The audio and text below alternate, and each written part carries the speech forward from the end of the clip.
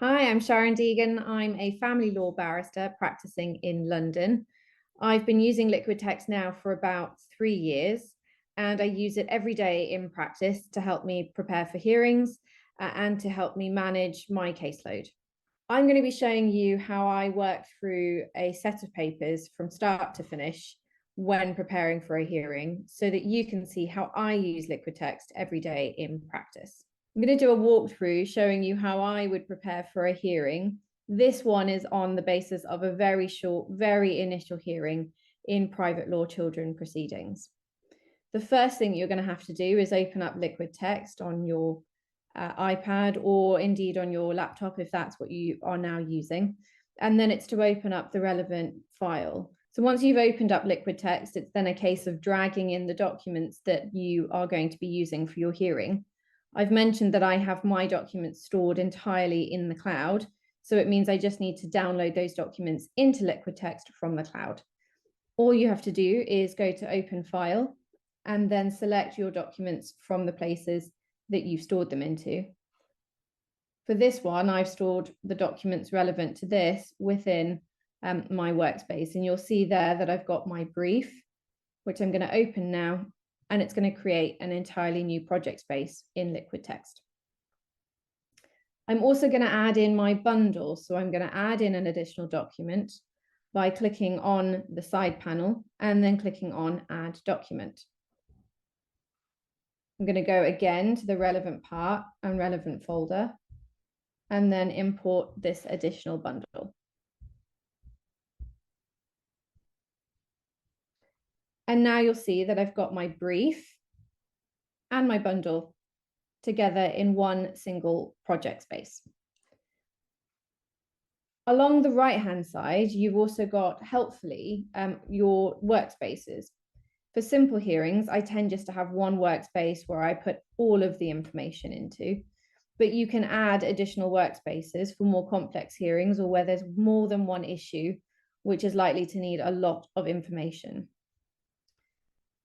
To add a workspace, you simply click Add Workspace and then choose by clicking on these three dots to rename the workspace.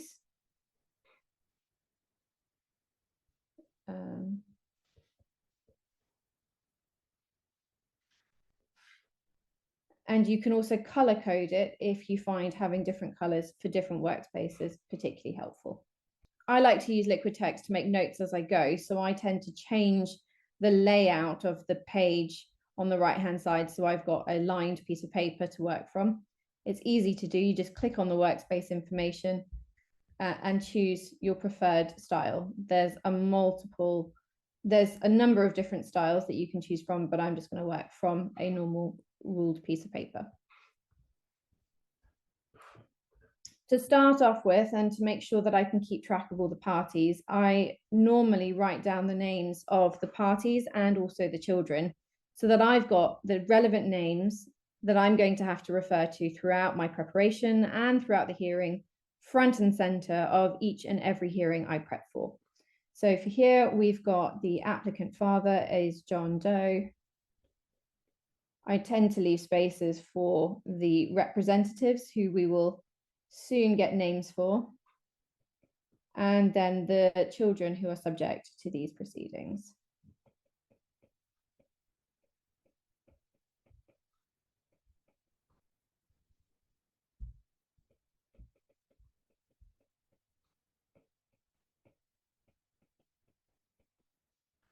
Helpfully, if you've ended up with cases that have a lot of case numbers, you can add them into the top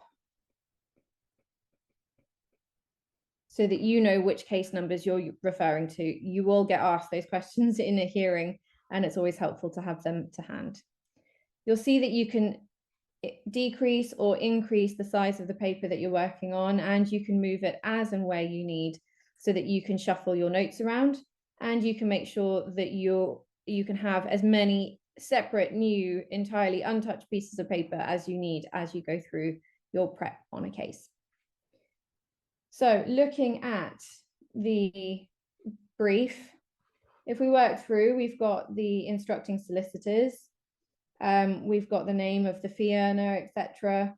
And we can see that we're being told there's a background of relevant information in the papers. So it says we're going to have to go back through and read the bundle to get an idea of this case. Here we have our instructions, and even from this outset point, I find it helpful to highlight the things that I'm being asked to deal with at a particular hearing. The highlight tool is right at the top of the page. It's this yellow circle that you can see. And by clicking on it, I can change the size and the color that I'm going to be using for my highlighting. So I can see here that I've got to represent the applicant father at a hearing on the 25th of July at 10 a.m. And I can see that it's going to be at Never Never Land Family Court. We can see that we've got special measures requested. I'm going to use a different color for this so that I know that we've got additional things that I need to be aware of. And then here are my instructions. I'm instructed to ensure that a prohibited steps order continues. The children only spend time with their mother if the court deems that it can be safely managed, to seek drug and alcohol testing, and then also to seek a lives with order as an interim order. So here I've got a clear outline now of what I'm being asked to do, and I've highlighted it in a particular color so that it means when I come back to this document, I can see it really quickly and really easily. Then I'm going to turn to the bundle now that I have an idea about what I'm looking at. And it's really a case of having to work through the bundle and identify the documents that are relevant to the issues that I've been asked to deal with. It might be helpful when preparing for me to have the list of the things that I've been asked to deal with at this hearing front and center as I work through the bundle. The easiest and quickest way of doing that is to extract that short list that you saw highlighted in green so that I can have it readily accessible. To do that, I'm going to go back to my brief by clicking on it in the left-hand column. And then using the extract tool, which is this little A in the top toolbar, I'm going to draw around the information that I want to extract, and then just drag and drop it into the page that I'm working on. You can resize it by making it bigger or smaller. Once you've extracted the information that you want to keep front and center, you can customize the color of the extract by clicking on it and then choosing a different color. You'll see that it's meant that the extracted information appears with a red background within the document I've extracted it from, but also within the extracted text in my little notepad, you can see that the color coding has changed. I can also annotate on top of the extracts that I make, for example, to add in a date or where a quick reference to where that document has come from or the extract has come from. I do that by clicking on this little pencil tool in the top of the toolbar and then choosing a color that I want to use. Again, you can choose the size and you can choose whether this is going to be a straight underlining tool or something that you can use freehand. So here, if I make a note to say that this has come from my brief, I'll be able to see quickly and easily that this is the source of the information that I'm using. The benefit of using the extract tool is it's quicker. It means you don't have to hand write out all of the things that you've extracted. It's probably clearer if you have a look at my handwriting. Something that's typed is probably going to be much easier to read day to day. But also, it means that you can jump back very quickly, not only to the document that this extract came from, but the specific point in the document that this extract has come from. You'll see here that my screen is currently on the bundle. And so to quickly get back to where I need to go, if I click on the little arrow to the left-hand side of the extract,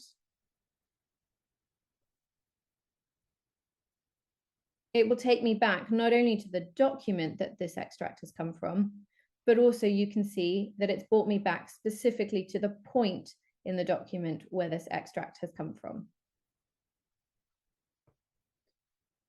Moving now to the bundle.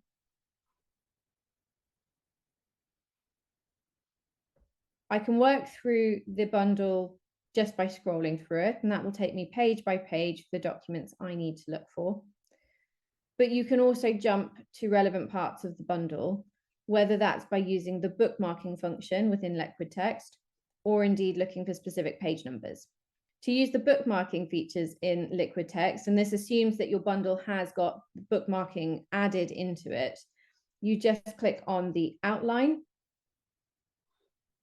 and then it will open up the bookmarking that's available in the bundle.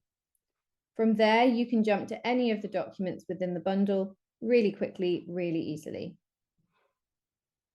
So you'll see there that I've jumped straight from the start of the bundle to the witness statement that is included in the bundle.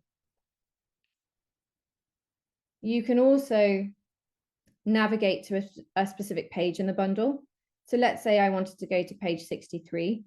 I would click on the Type to Navigate button in the top left-hand corner.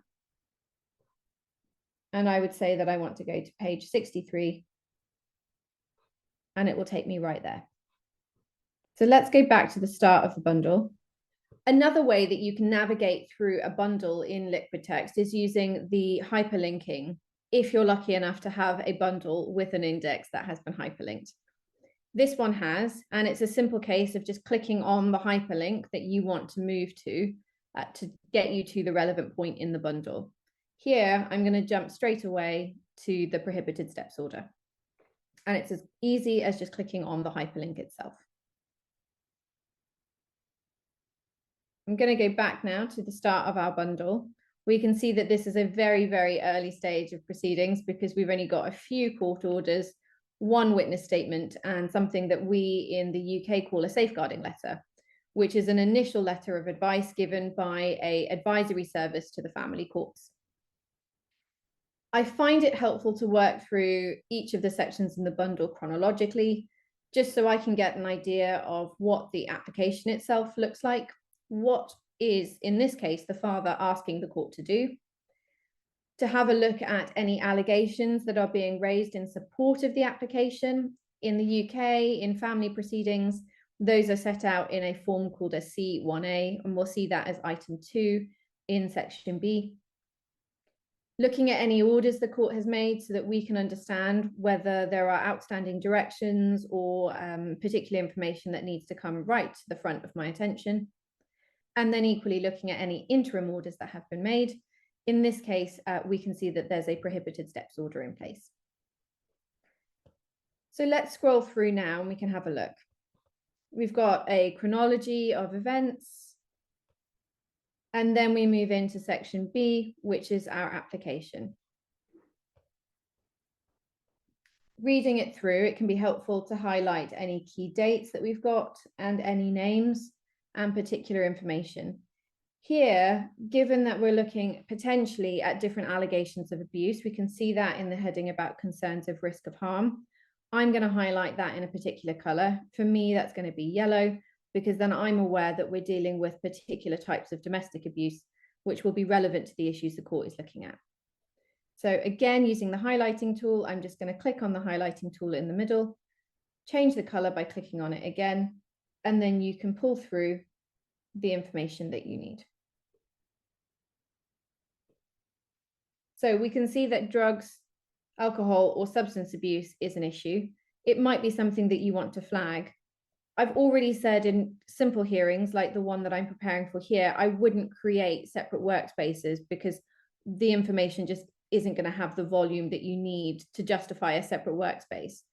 But if I was going to make a separate workspace so that I could understand where the concerns about drugs or alcohol or substance abuse have come from, you can do that really quickly and easily by clicking into the right-hand side toolbar, opening it up, adding a new workspace, and then I'm going to rename this workspace and change its color so that I know that this is going to relate to drugs and alcohol.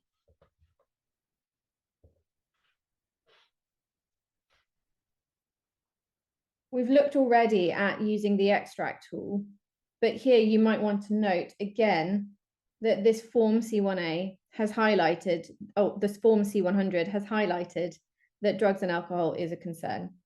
So you can either do that by doing the extract tool that we looked at already, Or you can do it by just making a note to yourself using the pencil function.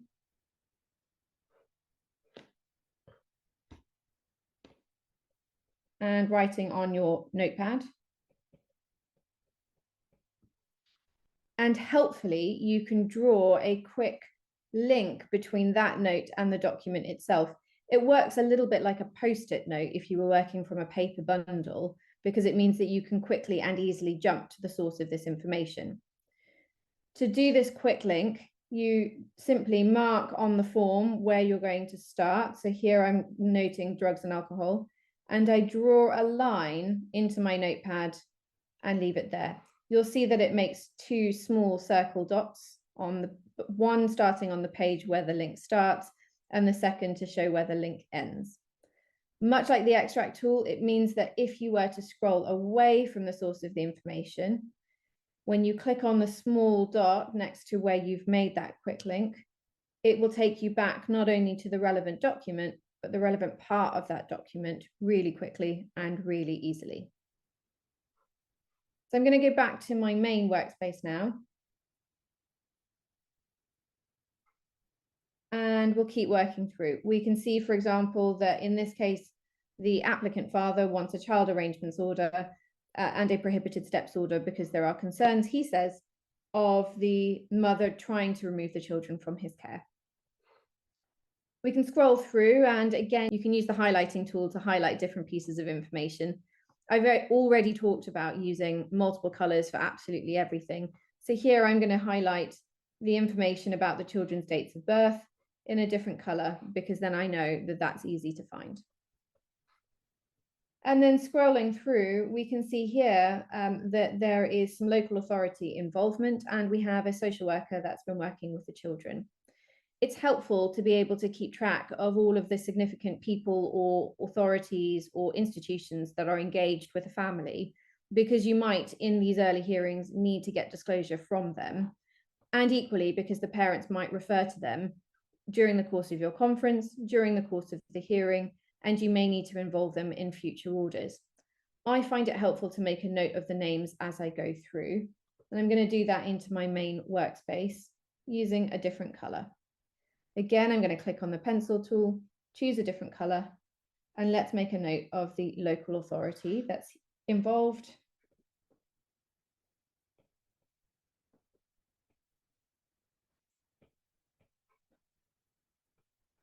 And the social worker.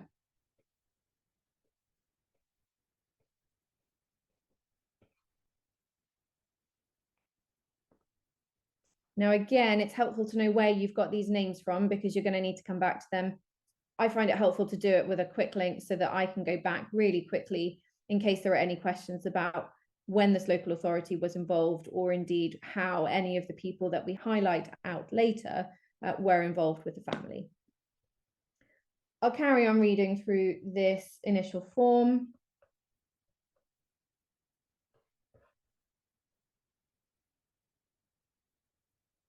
We can see that in this case, there is an exemption from the need to attend an initial mediation meeting. That's what the MIAM reference is there. And then we're going to scroll over the page to understand why they say it's exempt. Here we can see that the father is raising allegations of domestic violence and concerns about child protection, as well as urgency. These are all likely to be relevant in understanding the issues you're going to have to deal with at this first hearing. Scrolling through again, we now come to the central bit of the form. So we have the first point where we have an understanding about why the father is making this application. And again, helpful if you can highlight the various dates and key information in different ways. I'm going to highlight the date where the father says that the children will return to his care with injuries that required medical attention, so that I've got that date front and center. We can see also that the children have been in his care since that date, and that the concerns have been reported both to the police and the local authority. Here we've got the first reference in the papers to the concerns about drugs and alcohol. If I was building up a workspace or multiple workspaces that dealt with issue by issue, I would probably be extracting this reference to drugs and alcohol and adding it into my workspace, because I want to make sure that I've got every instance in the papers where that issue has been dealt with in one neat, tidy space. So I'm going to do it here, but as I said, because this is a short hearing, I wouldn't normally do it for this type of directions hearing. To add this piece of information into the workspace that I've made to deal with drugs and alcohol, all I'm going to do is open up my workspaces. I'm going to click on my drugs and alcohol workspace. And here I'm going to do a really quick extract of that relevant information by clicking on the extract tool and then highlighting the bit that I say is relevant to the issue. And then you just drag and drop that blue box. And I've got the start of a collection of information for every instance of a reference to drugs or alcohol. I'm going to go back to my main workspace by clicking on the workspace again, and I'm going to carry on reading through the papers.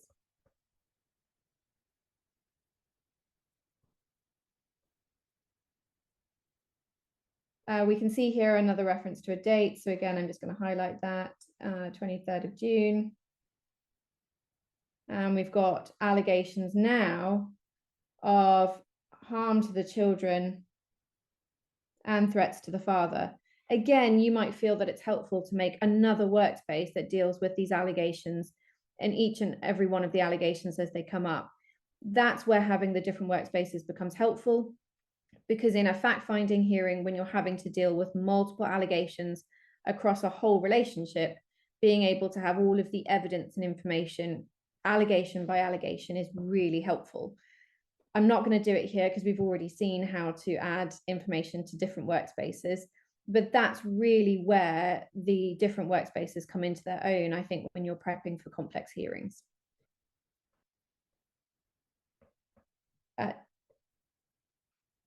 I'm going to keep going through. We've got the various bits of the form. We've got people's addresses, service addresses, etc. But for my purposes, I'm not going to need that information, so I'm going to scroll straight through it.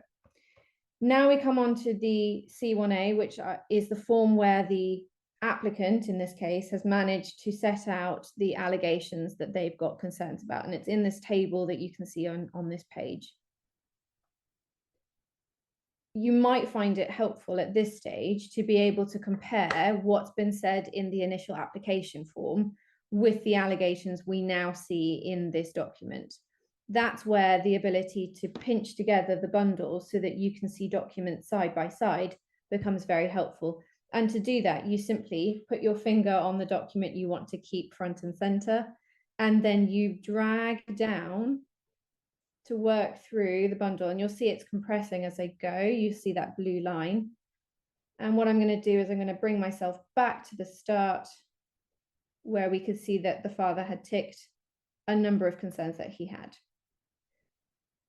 So you can see now that we've got the original concerns as they were highlighted, and we can pull down these additional concerns so that we can see them side by side. We can see that there's reference in the father's original application form to domestic abuse. And looking at this table, we can see that there's been instances where the mother sent threatening and abusive messages. So that ties up with the application that the father has made. We can see that she's come to the father's home and was aggressive. Again, another reference to domestic abuse. And then if we keep reading through, we can see that the children at one point were left unsupervised and sustained injuries.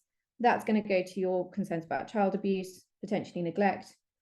And if we scroll through, we can see on the later incident within this table that the children were left unsupervised and that the mother is alleged to have hit and shouted at the children during that same incident. So that's going to feed back into your allegations of child abuse. But we can also see reference again to concerns about the fact that the mother may have been drunk or have using drugs on that occasion. And again, that ties in with the concerns about drugs and alcohol abuse. So it means by looking quickly and pulling these two documents together, we can tick off to make sure that the allegations raised in the original form are carried through in the later forms and later documents. And we can see that side by side really quickly. To get out of this view, all you do is click on the blue arrows and it will return the bundle back to normal. Now we were in the C1A, so I'm going to go back into that form. I'm going to use the bookmarking to take me there. and we can see again those documents. We've now got to a point where we've got a fair bit of highlighting working through the bundle, and it might be helpful to be able to see what that highlighting looks like all together so that we can see what information we've started to pull together as helpful information.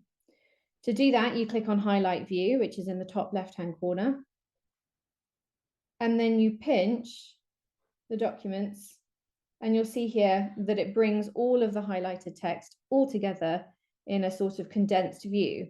It means that you can see really quickly and really easily pages that are relevant to what you're working on, because we've got all of the highlighting as we need it.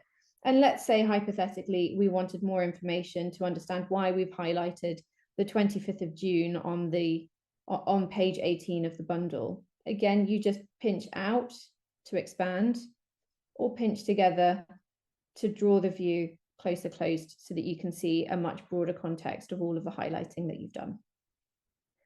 You will every now and again come across pages in a bundle or in documents you're working from which aren't in the right orientation to make them easy to read.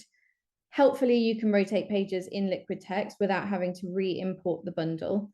All you do is look to the left-hand side for the list of documents you have, find the document that has the pages that are in the wrong orientation, and then click on the 3 dots that relate to that page. You'll see that it brings up an option to rotate pages, and you click on that, and it will bring up an overview of the pages within that document. If you scroll down to the pages you want to rotate, select how you want to rotate them. Liquid text will then rotate the document to be in the right orientation. So we now have the table summarizing the father's concerns and the basis of the allegations which he says support it. We can see here that we've got allegations which relate to domestic abuse between the parties, but also right at the bottom of the page, we can see that there's some allegations about domestic abuse or harm to the children, and again, concerns about the use of drugs or alcohol. It might be helpful just to highlight these again so that they're clear, but also it might be helpful to be able to compare them to what the father put in his original application. It's quick and easy to do that using the pinch feature, and so that I can see his original application above and readily against this table of allegations. To do that, I'm going to put my finger on this document and I'm going to hold it down. And I'm just going to scroll down, or scroll up in this case, to that start of the form where we had the tick boxes.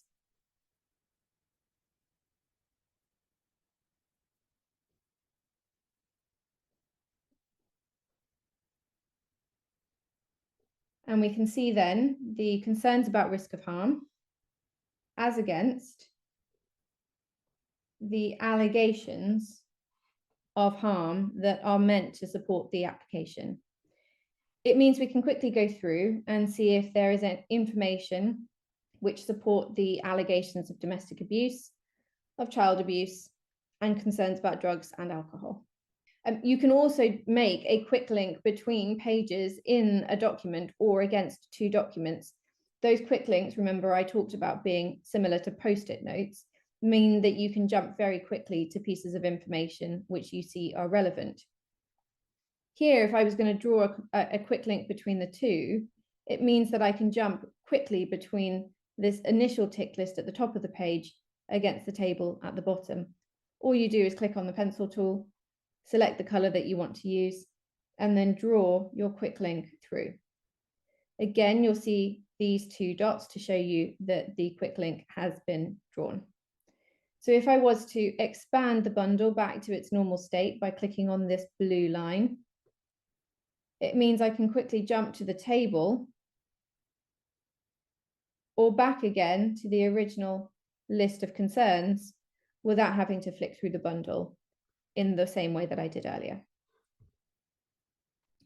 You can do that compare view for having the one document above the other without having to scroll back through the bundle like I've just done by clicking on the document where you want to start. Here I'm going to use the front page of the original application form. hold your finger down on the document and then click on the document that you want to jump to or compare it to within the bookmarked index that you see on the left-hand side. Here, I'm going to jump to the prohibited steps order, and it helpfully means that you can have this very quick comparison between the documents without having to scroll through hundreds and hundreds of pages to get to the right comparing documents. Again, to undo it, you just click on the blue arrows and it will take you back to the starting point that you had. The brilliant part of being able to work in liquid text is you can do whatever you need to do in your workspace to organize your thoughts in the most effective way. You can move absolutely anything you add into your workspace into a more convenient location, whether that's within the original workspace itself or even into a separate workspace. It means you can move the text that you've added, but also these excerpts that you can see that I've pulled out of the bundle. And it's as simple as clicking on the excerpt and then just dragging it to where you need it to go. Here, I'm going to make an entirely new page that deals with my instructions. You'll remember that we had the initial outline of my instructions, but we've also got some additional excerpts that I've got here. To save me having to click on each and every excerpt and move it, there is a lasso tool that you can use to highlight or to grab large blocks of information, whether that's writing, excerpts, drawing, anything. It's this little tool here with the square box and the little arrow, and you just draw around the information that you want to move, and it'll highlight everything in one go. It means that I can then move that down to here, so I can have an entirely new page dealing with my instructions. But if we scroll up, we've now got a rather large gap between the names of everybody we need, which I can fix really quickly and easily, again, by just lassoing the text and moving it to wherever I think it should helpfully go. If you've ended up adding in text that you don't need anymore, for example, we don't need to know the local authority because you've got it ingrained in your head now, you can easily erase information, whether you've added it in writing into the documents in the bundle or the workspace. It's this little tool at the top, which looks like an eraser, and you just drag it over the text and you can undo any text that you don't need. You can do it both in the handwriting, or you'll remember I made notes into the text excerpts, and I can just undo the text that I've added to those excerpts. You can also copy and paste excerpts into additional workspaces. So if you end up with information that is relevant to more than one issue in this case, or workspace, it means you don't have to go back to the bundle and pull out the text for each one. Instead, you can just click on the excerpt, copy it, and then paste it into an additional workspace. So it means you can build up the collection of relevant information for each and every workspace without having to go back and cut and paste it each time.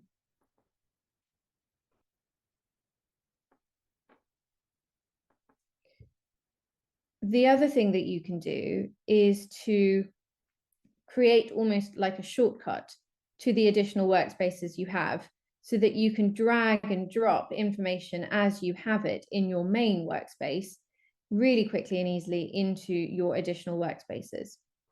To do that, you click on the three dots relating to the workspace that is the less important, or the ancillary workspace. Here it's drugs and alcohol. And you click on copy link. And then you paste that link into your main workspace. And it means that if I wanted to drag and drop information into that workspace quickly and easily, I just put it over the link and then it will take it straight there. And we see it there. During a hearing, you are almost always going to need to be able to search for a key piece of information quickly and easily. You can do that in liquid text across just a single document or across all documents that you've brought into your project workspace. To search for information in the bundle or in across all of the documents you have, you click on the magnifying glass and let's search for a keyword. Here, let's use drugs as our keyword. And you can see you can do the scope of the search either across your workspaces or all of the documents. Let's do it across the documents. And we'll see that it starts to bring up the references to that. Now, I want to see all of the references to drugs across all of this bundle. And to do that really quickly and easily, I'm just going to pinch the pages together so that I get an overview of every reference in this bundle to the word that comes back to the word I was searching for. And I can see that maybe the way in which it's been portrayed or used on page 53 is possibly the most useful to what I'm looking for. So it means I can expand it out just to double check. And when I'm really sure, I can expand the zoom out all the way to page 53, where I know that I've now found the right information for the word that I was searching for. You may at some point need to work from an updated version of the bundle, which used to fill me with fear because it meant that all of the highlighting and annotations and links that I had so carefully put into place in my workspace had the potential to get lost. But thankfully, you can now update your bundle, where it means you can keep all of that hard work, but also work from the most up-to-date version of the bundle. To do that, you go into your list of documents, click on the 3 dots for the document you want to update, and say that you want to replace this document. You'll see it brings open a page to ask you to select the new file. Here I'm going to be working with an updated version of the bundle, which now includes allegedly the exhibits. And then we'll ask Liquid Text to run a compare to understand what changes have been made into the bundle.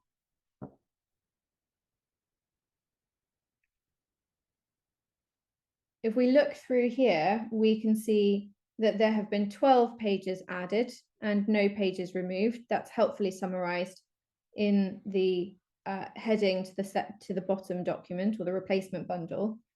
And if you scroll through, it will mark in different colors. Here it marks in green to show you where pages have been added. And if pages had been removed in this case, it would mark those pages in red so you could understand where the changes have been made. If you're sure that this is now the bundle that you want to work from, you just confirm the replacement. And we're now working from the updated bundle, but you'll see that the quick links, for example, or the extracts that we have so carefully and painstakingly made into the bundle have all still been preserved. We've lost nothing from the original comments and annotations that we've made. At some point, you will get to crafting your very carefully considered cross-examination, and you'll want to be able to have ready to hand your cross-referencing back into the bundle in case you need to go back to specific documents during the course of your cross-examination. In Liquid Text, you can make hyperlinks, which you can then copy and paste into Word documents so that you can jump from your Word document back into your project workspace if you need to cross-refer to documents. For example, if I was going to do a cross-reference to this extract I've made from a witness statement, I can click on the extract, copy the link to it, and then bring it into my cross-examination questions. And you'll see there that it makes a nice little hyperlink that I can then click on. If I click on the hyperlink, it'll bring me straight back into not only Liquid Text, not only the project workspace, but it will flash up to show you where in the workspace that extract has come from. That was terrific. Thank you. No worries. You put everything into such an understandable context, a workflow from real world experience. Thank you so much. Perfect.